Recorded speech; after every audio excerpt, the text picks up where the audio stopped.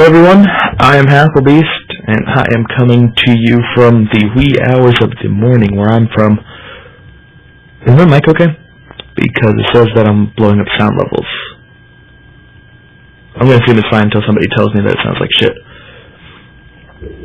Anyway, I'm coming to you early in the morning on a Tuesday because we have to finish this series. We have to figure out whether Michael can be the hero for the United States and win 2 series over 2 talented Chinese players, CV, BV at first, and then, if he wins, the ace match versus the WK. Now, Michael's a pretty good player. Out of the players in the U.S., I don't think I'd want anybody else, but it's a tough task for whoever you are. Let's see if Michael can pull it through for the team, pull it through for the money. I'm excited.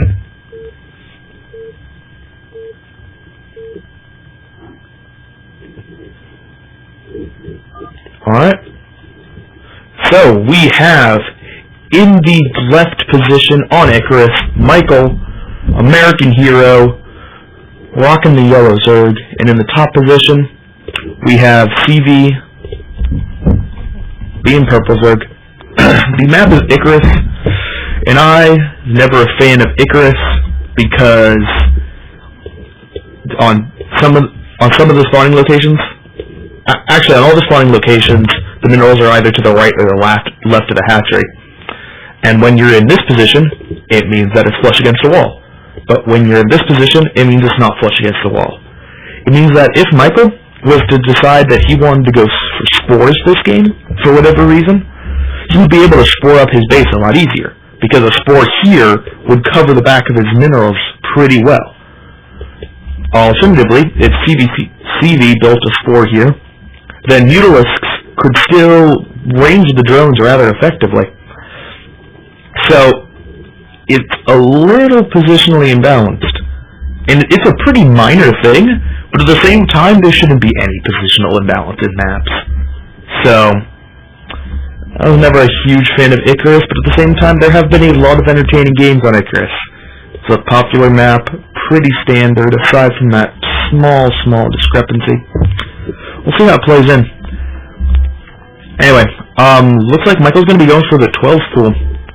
CV is saving up for the hat? No. Ooh, it's an in-base hatchery. Okay.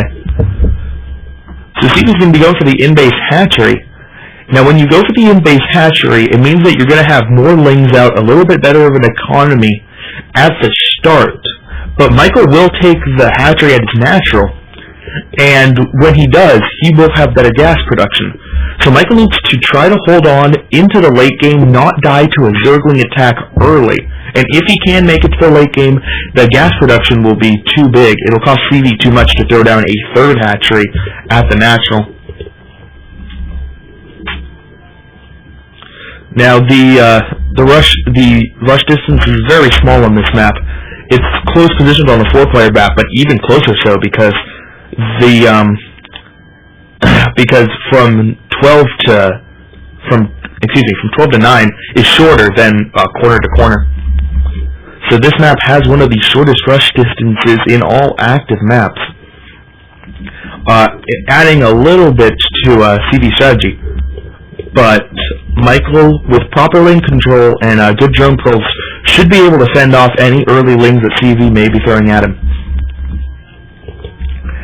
Michael will have the first lings though because his pool was first, and CV should be having his lings. Ooh, CV didn't build a full set of lings, he only built 4. So Michael's gonna turn the tables a little bit and go for some earlier aggression. Another 2 sets of lings or more things, so CV should be fine, unless he does some really horrible things with his micro here.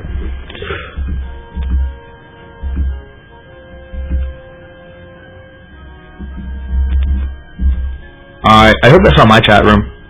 I don't know how you'd be banned from my chat room because you're talking. Anyway, I'm paying too much attention to the chat. CV, now being able to pump out more lings, is going to easily take out the 6 lings that Michael first sent. And looks like he's going to try to turn the pressure around. Michael throwing down a creep colony. I like this decision here. He's seen the build of his opponent. He knows that he really needs to fear the Lings, and given that he can hold off the Lings, he should be fine for the rest of the game. So that's what he's doing. He's throwing down some preemptive defense against the Lings, and it's going to pop just in the nick of time. Could not have been any later. And the one sunken plus the Lings to prevent the red and buy going to be enough to hold off CV's initial aggression. CV's easily going to be able to come back a little bit later with some more Lings, and in fact, here comes more Lings streaming in. Now, Spire timings are very similar for the two players. They set down their layers right around the same time. So the initial Mutalisks are going to be even, and it's going to stay even until Michael takes this gas, and that's going to be the difference in this game. Can Michael secure the gas? Can he establish the Mutalisk lead, or will he die to CV's overwhelming number of Lings? Because CV is making a lot of Lings. He is supply blocked even with Lings. He actually has a little bit of time before the next Overlord pops. Is he going to go for it? It looks like he is going to go for it. He has an overwhelming number of Lings, but there is a Sunken. Sunkens can be overstayed in GBZs, according to Rhett himself. We can see if it's going to be enough here. He's not exactly focusing on anything in particular, but the Sunken's going to go down. Evens out the Ling numbers a bit, but Michael's still at a disadvantage. He needs to do some fancy turn, Michael. He's going to have to pull back onto the ramp, but that's not going to be enough. There's too many Lings coming in, and GG from Michael. Oh, the Hyuk build strikes again. I did not mean to pick that up.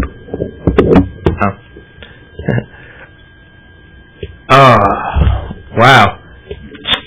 Michael tried to get a little bit too greedy with the Ling defense. He didn't have an Overlord in position to see exactly how many Ling CV he had, so he was guessing to a certain extent. He might... I thought he did scout the double hatch, because he certainly had enough time to get an Overlord over there. But it's possible he anticipated it was a 12 pool. No, because he wouldn't throw down the Sunken.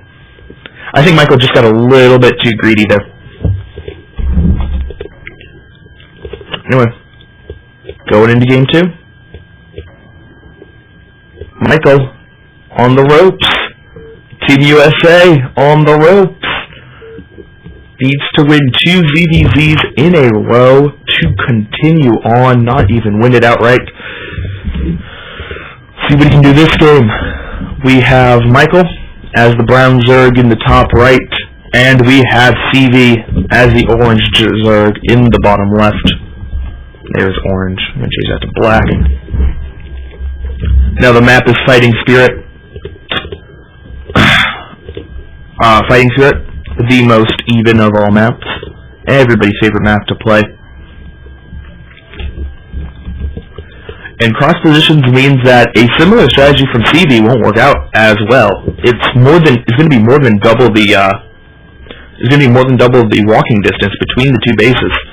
So if CV was to try that strategy again, he'd actually have to wait quite a bit longer to get his lanes over there. That might have been enough time for Michael to make some more lanes. And it would have been closer than it was. CV only came out ahead with 7 or so lanes in the end. 2 extra Lings in that battle for Michael could have made a huge difference. It would have reduced CV's numbers down, would have made it so that maybe he could have managed to survive with drones. I'd be a little bit more surprised to see CV do that strategy again, and in fact he's not. He's going for the 9 pool. 9 pool with gas, so he's going to be getting some very early tech going out.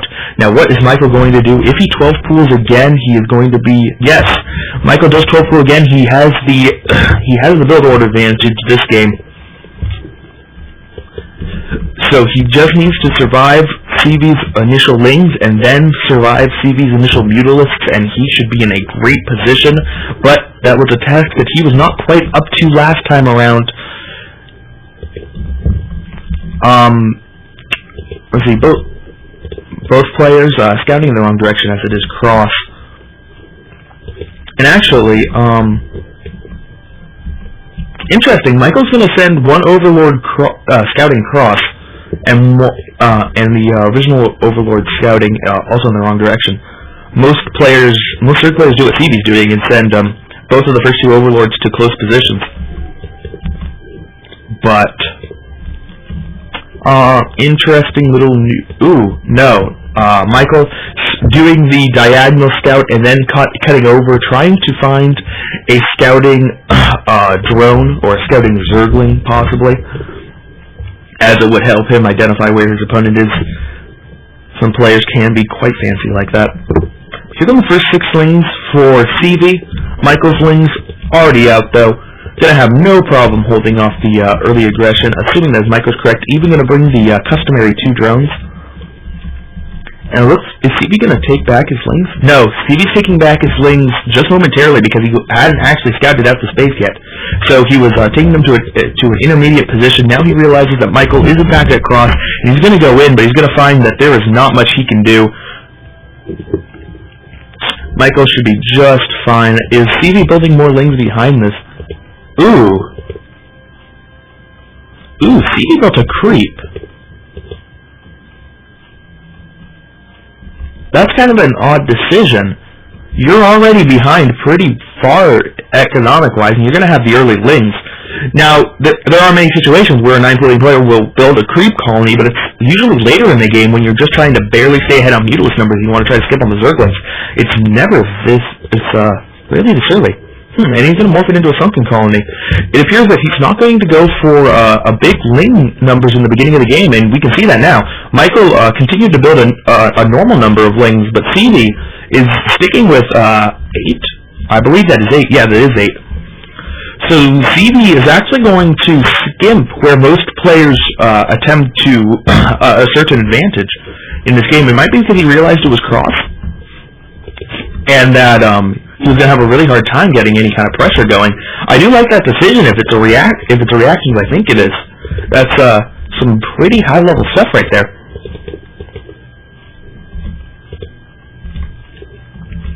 Anyway, Michael's lair is up, but he has not quite started the spire yet. He's building a lot of lings instead. And here comes Michael's lings. There are a couple lings for CV out of position over on the right side, but that's not what's going to defend him here. He has the 2 Sunkens, and he's going to need to micro the Zerglings around very carefully to try to delay damage on the Sunken as long as possible. But Michael's going in. Good split with the Zerglings, having just the right number, attacking the Sunken to be able to take it down. Kills off all of CV's lings, and now it's just Michael's lings and the 1 Sunken trying to drill towards the extractor. Pretty good drill, but not completely covering it. Mutalisk pop, so they're going to be able to help out, even if the Sunken goes down, but it looks like the Sunken will fall. How many drones are going to die? They're forced to all leave. CV's not going to be able to build any more Mutalisks. More lings coming in from Michael at the same time. They're now coming back to the mineral line, and they're going to have to dance back and forth all this time not mining. This is so huge in a ZVZ to not be mining. And Michael is still doing good damage to all these drones. I think he's managed to pick up a couple kills. There's another one. And now, finally, not even all the lings go down. There's still 1 left. And CV, it looks like he only has 4 drones. Let's see. That's 8 Mutalisks? No, that's not 8 Mutalisks. I meant to say 5 Mutalisks. So 5 Mutalisks, that means he only has 8 drones left. No, yeah, 8 drones left with one of them morphing. Now CD does have a good Mutalisk number at 5. That's enough to one-shot, but Michael has thrown down a single Spore Colony. It's going to be enough to defend the natural, and he's morphing another one, enough to defend the main. He's morphing another one in the natural. So he's not going to die to the Mutalisks. Now CV is scouting out for Overlords. I think he thought with this Overlord, but but Michael just got his out of there. They're going to be found, though. Unfortunate for him.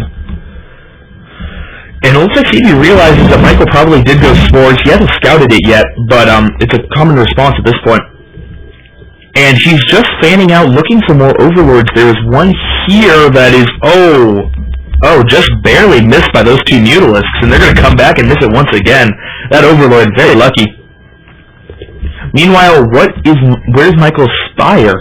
He saved up a good amount of gas, but he's devoting all of his minerals to Zerglings and Mutalisks. And he built another set of Zerglings here, and he's spreading them out a little bit. I think he's trying to divert the Mutalisk attention and get back to the space, which now no longer has Sunken support. That would be a game ender if he can do a lot of damage with these few lings. There's only 1 Mutalisk to try to defend, but here comes the rest of the pack. Going to be able to kill off those Zerglings before they manage to get a kill of their own. Good move by him. But Michael needs to start worrying because CV, slowly but surely, is adding Mutalisks to his flock, and if Michael's not careful, he's gonna run to a point where CV has 11 Mutalisks and he can challenge the Spore. Michael is now getting his Spire, once again resuming mining gas. Good. He definitely needs to not be relying on Spores forever. He needs to make that transition eventually.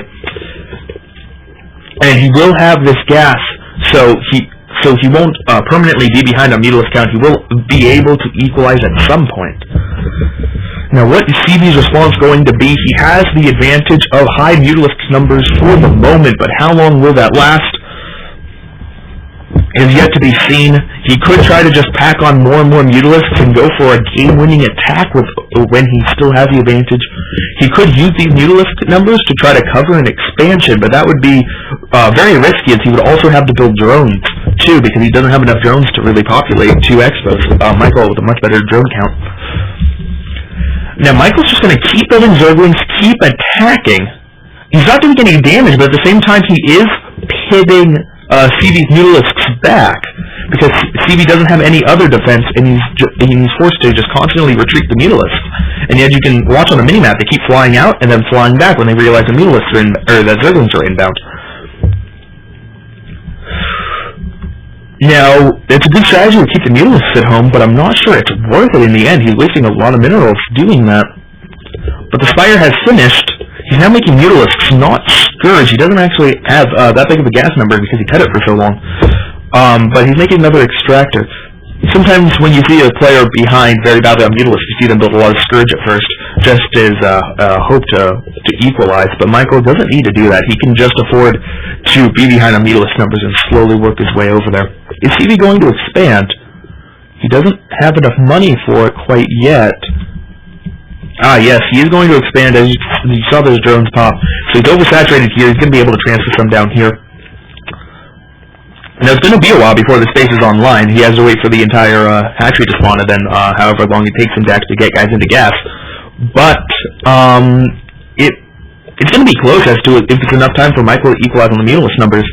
I think that by the time that CV reaches the Mutalisk mating rate of Michael, they're going to be about even on Mutalisk numbers, meaning that Michael has the advantage because Spore colonies into ZVZ, if you have that and everything else is equal, can turn out to be a huge advantage. It can allow you to force bad engagement from your opponent by just attacking their base, and they can't respond with a base trade because they're not going to be able to do as much damage. Meanwhile, Michael continuing to just poke with these Zerglings, just trying to find an opening, but CV doing a very good job keeping an Overlord Scout over here to seize Lings trying to run in from the side. And an Overlord here just so he knows when the Zergling's coming in, and then good Muta control to take them all out. It's actually been a while since Michael's gotten a Zergling into the base. Most of them have been stopped outside. And now there is one Zergling in the base that is one-shotted by a drone. Very nice by CV. Hatchery, just finishing now. He hasn't lit the gas though, so it's still going to be a little while before he's able to, ooh. A third hatchery! Now that's interesting. He's gonna drone up a little bit further. He does need to drone up a little bit to be able to afford Lings off that hatchery. He needs about 4 extra drones to be constantly producing Lings out of 1 extra hatchery. Now this is a style you see some pro players do. They will have an extra hatchery that can't build Mutalisks, but it just builds Zerglings, and they can hope to outdo their opponent, or equal their opponent in the air, and then attack with just a few Zerglings on the ground. Normally you see this off of only 1 base, though, with 2 hatcheries. It's rather rare to see it with 2 bases and 3 hatcheries. Anyway, CV's Mutalisk flock looking very scary. There is only 1 Spore colony in the main that certainly cannot stand up to that many Mutalisks. Michael has a good Mutalisk flock of his own, though. So, just needs to be a little bit cautious.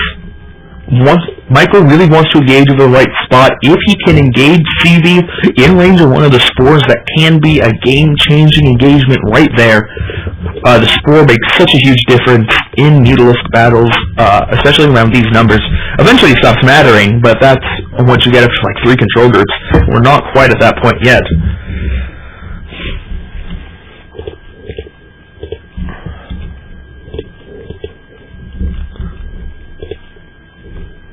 So, 63 supply compared to 59. Michael just eking out. Michael is just eking out a small supply lead. Oh, my mic is awful? Shit, I thought my mic was good.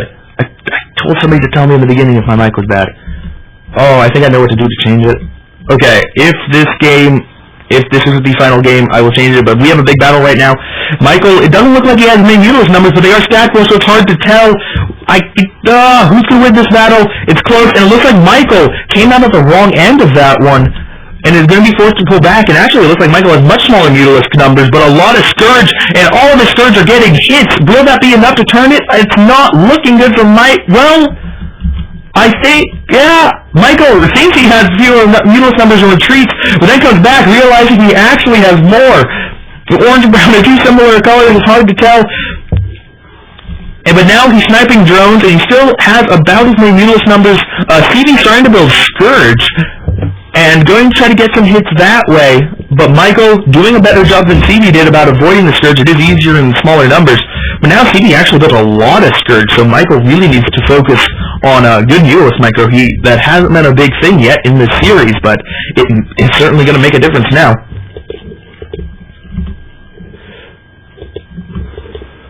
Killing another Overlord, does that supply block him? Oh no, wow, CV has a lot of Overlords. Why does CV have that many Overlords? That's actually kind of a mistake in a ZVZ. I guess not that many, because he was up at 60 supply at one point.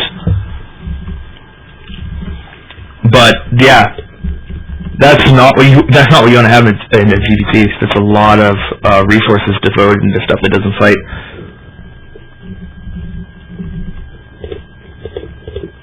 Anyway, Michael, though, looking in a good position now. He did win that battle, and CV does not have spore colonies that he can rely back on. So Michael will eventually be able to outproduce CV. CV's only mining one guy off of gas there. He's only mining one guy off of gas here, yet he's off of 3 hatcheries.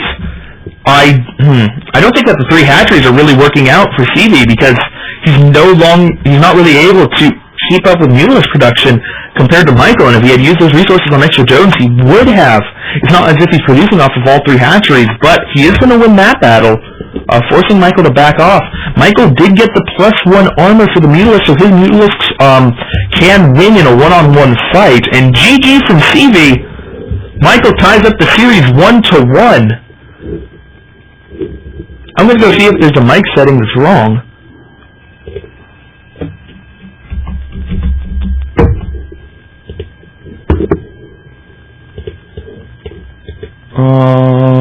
Properties. Yep. Alright. Did that fix the mic? I think it did. I think it did.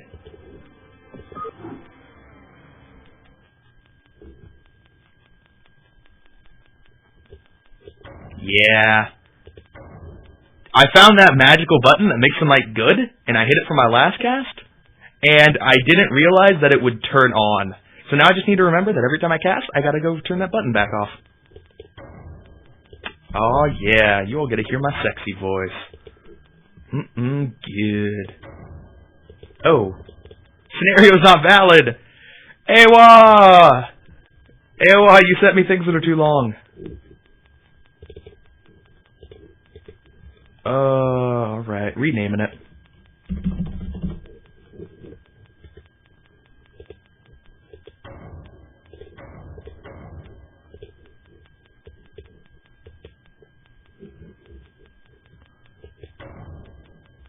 Boom.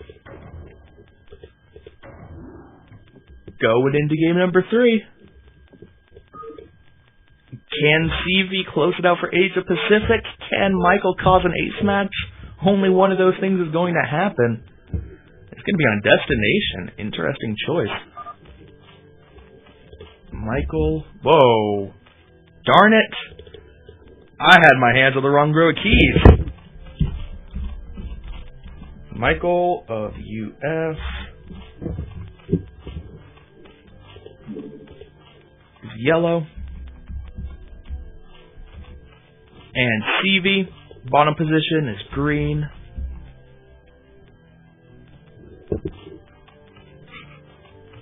People still talking about how awesome my mic is. I know.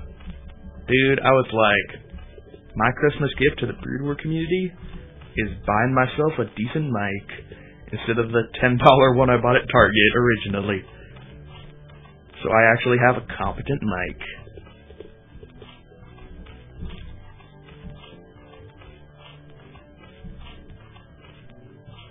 Alright. So now, it would be interesting to see the builds. Because a lot of times in GVZs, high-level Zerg players are just like, I practice one strategy, I like this one the most, and I'm just going to stick with it.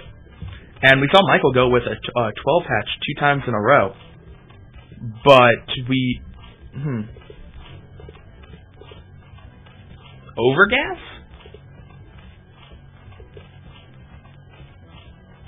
Overgas.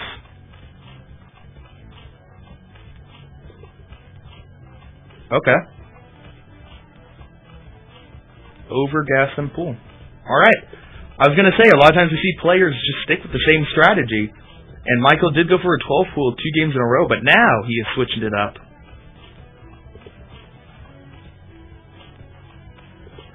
And CV went for an in-base 12 hatch, then went for a 9 pool. And this game will be completing the trifecta and going for the 12 pool. He actually tried to build here and wasn't able to, so building the spawning pool in a slightly less than ideal location.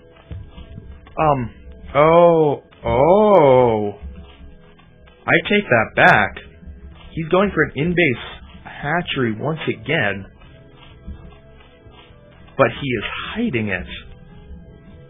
Now that's pretty risky, considering that it's a 2-player map, so Michael knows where you are. And you're just really, really hoping Michael doesn't come down here and see the hatchery. I mean, it's not the end of the game if Michael sees it, but at the same time, that's pretty bold. Let's see, man.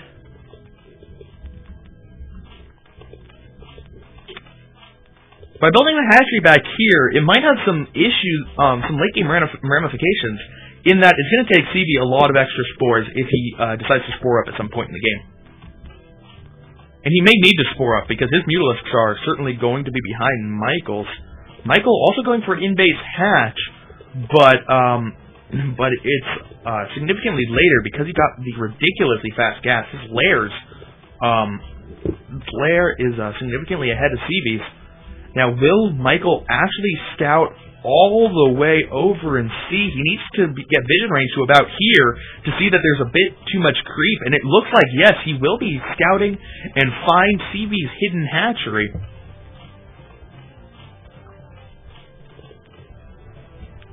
Interesting. Now, CV does have the advantage in the beginning of the game because he went for that second hatchery first. He's going to have more lings and a little bit better of an economy. But Michael is going to have faster tech, and as it gets towards the late games, his base is in a much better layout to defend against Mutalisks. That might come into play. Meanwhile, Michael is throwing down the spore colony. He didn't. He kind of needed to do that. Nah, probably not. I think he's getting a little bit overcautious there. He had an overlord in position. He could have seen it, but Michael's not actually scouting over here. He should know, based off of there's a lot of extra creep that he can see down here, but he certainly can't see that spire. Oh, he doesn't know. He doesn't realize there's a hatch here. He said he got all of his Zerglings scouting out for proxy hatches, and he's not actually scouting this. Oh, Michael. Michael, he has the information to know that the hatchery is here, but he can't see it. And he doesn't know where the spire is, and he's confused. He moved the Overlord over a little bit, and no, now the Overlord's retreating. Oh, Michael doesn't realize that there's an in-base hatch. Uh-oh.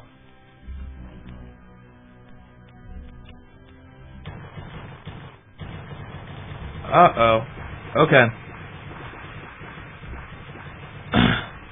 Now, he clearly suspects that there's an extra hatch somewhere. He's got it out for it. He wants to find it.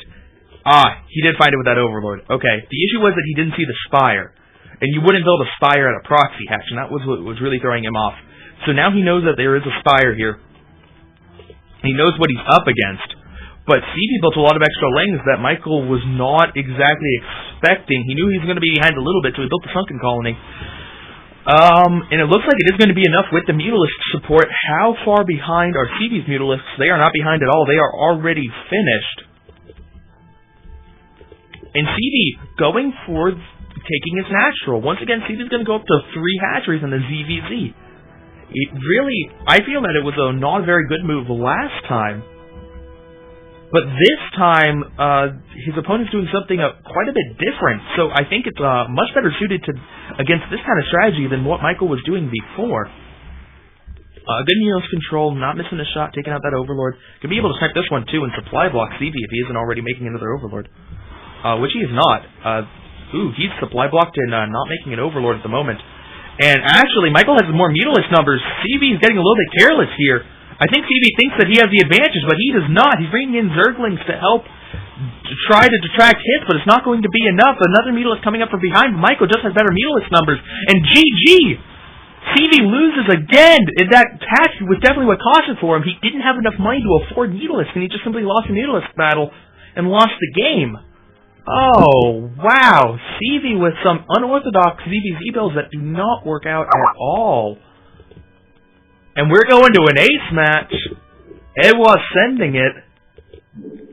I'm excited.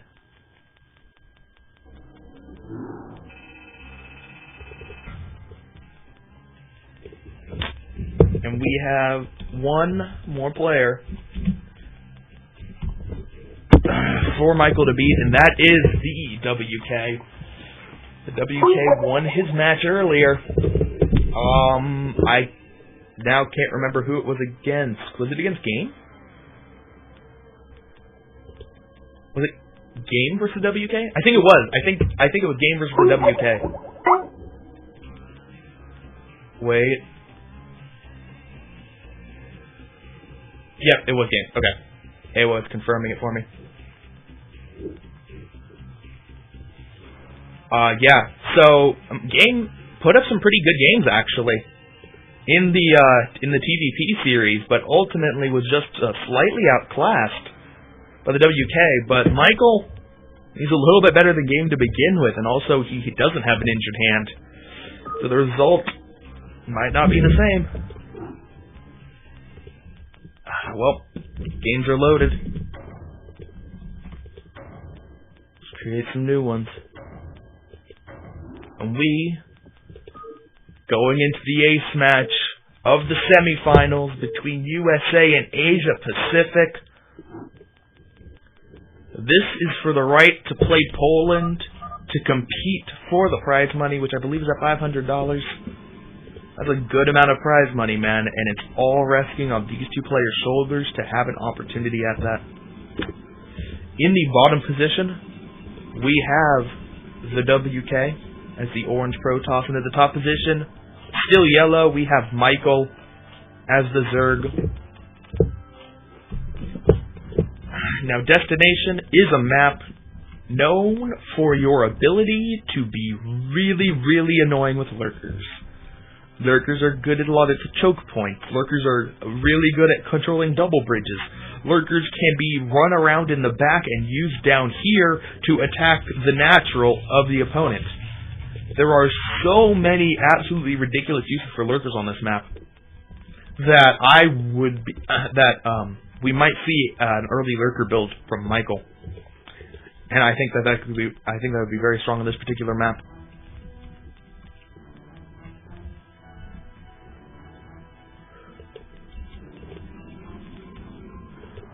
The other thing about this map is that it is notoriously annoying to wall on, because you can't wall on double bridges. It just doesn't work. So you have to wall back here, and then the Nexus becomes part of the wall, and then it's really snipeable from Hydralisk coming up from the top bridge. So, in WK's position, I think that he should go for something a little bit more aggressive than a normal Protoss build, just to not allow Michael to get a good contain on him, because containing a Protoss on 2 bases on this map can be death. I think that going for an early Zealot attack could be really strong. And interesting. The WK pulls out. I think the WK would have won that. But anyway, Michael throws on the hatchery. Not very delayed at all. You can look at the money he has now. And the probes can continue to be annoying, staying alive. Ooh! The WK's putting the cannon on the outside of the wall. And this is, putting the gateway here, it's going to be something tight, although this cannon is rather vulnerable. Yeah, and that's the issue with this wall. You can make a tight wall by doing something like this, but then you have a vulnerable cannon here. This cannon doesn't cover much in terms of the mineral line, and this Nexus is completely exposed. Kind of like Bluestorm in that way, of there's just no right way to do it. There are just ways that are more wrong than other ways. And this way says, I want to stop the Zergling run by. But you know what? That's a fair thing to want to stop. Here comes Michael 6 for 6 Zerglings now. They're not going to have speed anytime soon.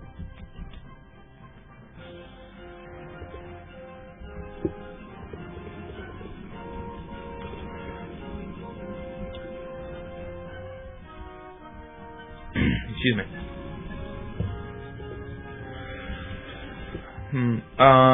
Looks like Michael's not going to bother to attack with the first 6 Zerglings. It's a pretty good call. He actually has Overlords in position, so he knows that the wall is pretty tight. So good move by him. He's gonna go for 3 hatcheries at first, and he doesn't. The lair just started, so it looks like he's going to be playing a normal type of game. It looks like 3-hatch Spire. He could go 3-hatch Lurker, but he probably should be throwing down the Hydralisk then very soon, if that is his intention. But it looks like much more likely he's going to play the standard 3-hatch Hydra.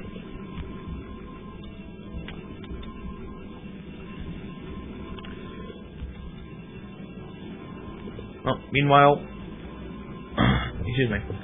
Meanwhile, the WK is also doing the normal stuff. Throwing down his Stargate.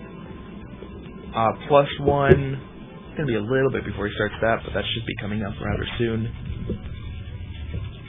Ooh. Okay. He's throwing on a pylon here, which is showing that in the case of a Hydralisk attack, he's going to be able to spam cannons all out here. So he's just going to make this wall only defending against Zergling run-bys. You know what? I think that's pretty reasonable.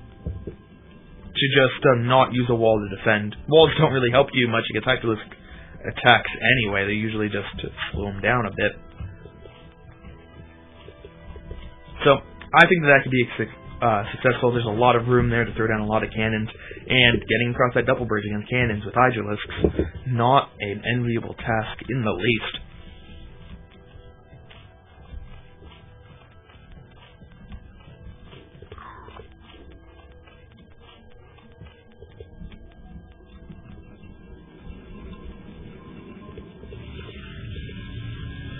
So, WK, getting the speed instantly, as soon as the Citadel finishes, +1 already on the way. So he's gearing up for a nice little timing attack. He's probably going to be able to get it out.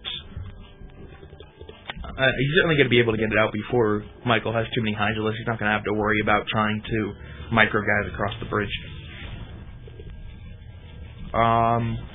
Looks like Michael's going to lose one Overlord quickly. Where are the Scourge? Ooh, he might even lose the second one. That'd be... No. Luckily, the WK veering just slightly to the right, so he's going to miss it. Where are the Scourge? The fire's done. Ah, there's a Scourge.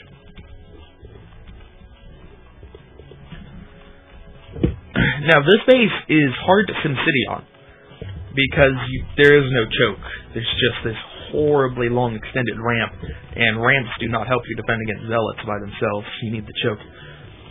So, this is going to be a very vulnerable target for the speed-locked timing attack. And I wouldn't be surprised to see the WK go for that, even when even when the third isn't always the target. But I would imagine, on this map specifically, the third is very vulnerable. Oops. Putting the Scourge just a little bit too close to the cannon there.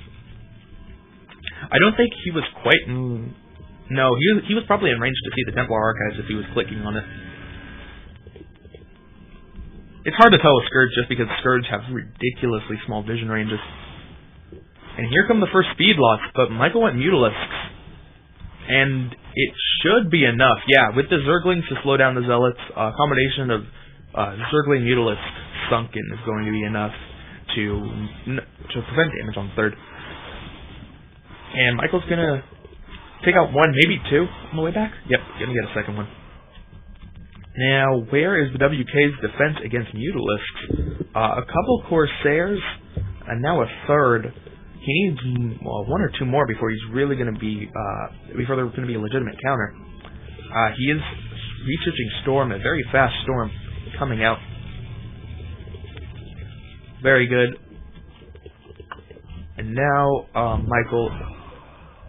Ooh, scouting that actually gets pretty far. Anyway, Michael now transitioning into Hydralisks. So, where is the WK's ground army? Where are those Zealots? Because if you lose... Ooh. Okay, there's still 5 there. They're hiding behind the Cybercore. It looks like only 3. If you lose more than half of your initial Zealots and don't do any damage, it can actually be pretty harmful for this upcoming stage of the game where you have to defend against Hydralisks like this. Because you need something to tank the hits, and you don't want it to be your cannons. Cannon's going to go down instantly, and he didn't to throw down cannons here. He doesn't have the resources for it, and that's a huge issue with this map. There's now nothing defending the Hydralisks from getting to this position, and now they are on the other side of the double bridge. They are within range of the Nexus. The Corsairs try to take out an Overlord. They don't even get it, and he loses all of his Corsairs. Now he has no Corsair pressure. There's nothing to stop the Mutalisks from coming back. If Michael was to get more of them, there's one Storm going down. He does have that ridiculously fast Storm, and that's what is going to be saving grace, but he needs to have amazing Storms, and I'm not sure he can get them. There's only one Templar. It's still a long ways away from having enough energy, and the Hydralisks are now doing a lot of damage. They're killing off units very fast. The Templar's coming in, but it doesn't have enough energy. Sniped by the Hydralisks. Michael's going to target it down, and he is rallying. Look at that mini-map. So many yellow units coming in. I don't know how the WK is going to hold this off. I think that the wall on Destination will be his end. And GG from the WK. Michael takes game 1. USA, who is down 3-1 without a hope in the world, is slowly crawling their way back, winning the 2v2. Michael wins the ZVZ, and now he is one game away from clinching it and taking ace. Let's go into game 2.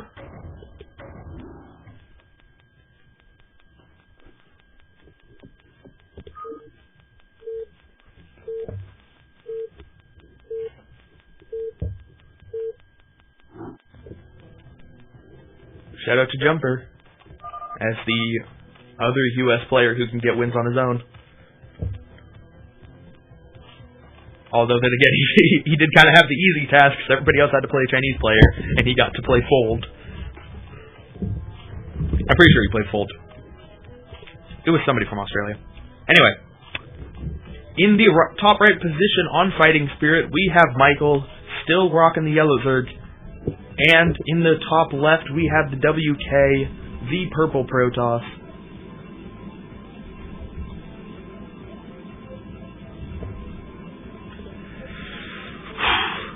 This is intense. Didn't mean to move that down.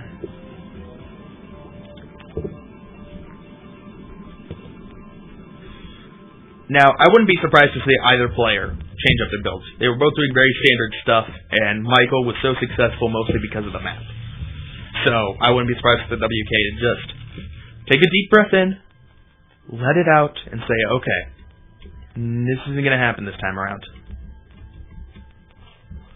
Just need to play my game.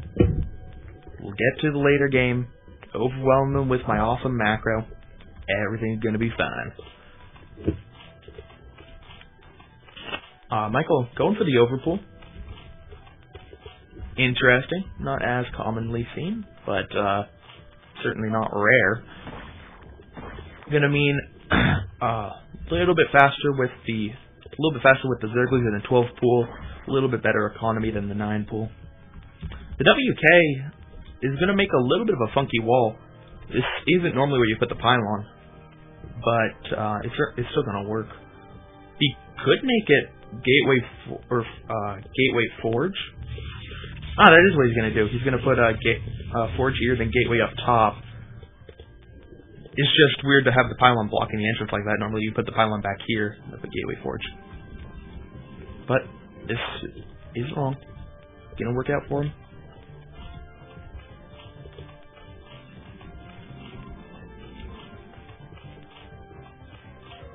So, here come the first 6 Zerglings. WK sees them. The WK... What? He sees the first 6 Zerglings of an overpool and went Nexus first. Uh-oh. He's building a photon cannon, but it's not exactly in a good position to defend against Lings. Michael is being distracted by the scouting probe. I think if he went for it now, he could do some really good damage to WK. But how long is WK going to be able to keep the scouting probe alive? Because Lings are going to come directly at his base as soon as it dies. And no, it's going to run away on its own.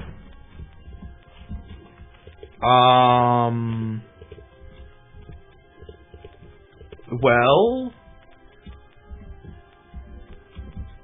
I guess Michael's not going to go for it. Okay. That could have been pretty bad if Michael had gone for it, but he didn't. He stayed home. Disaster averted. Meanwhile, Michael's he does have a pretty big number of Lings. He's gonna go for it just a little bit delayed. That's an opening at the top, and that's an opening at the bottom. This is tight here. I don't think he's going to be able to kill the cannons, but he might be able to do a run-by with that many Lings. He's going to run by simultaneously from the top to the bottom. He split up half of his Lings up top, half of his Lings at the bottom, and he is going to go for the cannons. Will he be able to take them out? Probes are being pulled to attack. One cannon goes down. The second cannon goes down. The WK doesn't have any more cannons. His first Zell is still a ways away, and now probes are being taken out. There are only 2 Lings left, but the Lings have already done damage. More Lings streaming in from Michael. He's up to 6, and GG! That's it! Michael takes it for Team USA. Team USA versus Poland in the finals. Wow, the WK fell apart. That's got to be the worst way to lose. Losing to Hydralisk attack and having no defense for it, and then losing to a Zergling run by. Oh, no. Oh, that's so sad. But Michael, proving he's the hero for Team USA, losing the first game and then winning the next, winning the next 4 in a row, taking USA to the finals. USA versus Poland's going to be good, assuming that USA has all their players. All the players from USA, show up.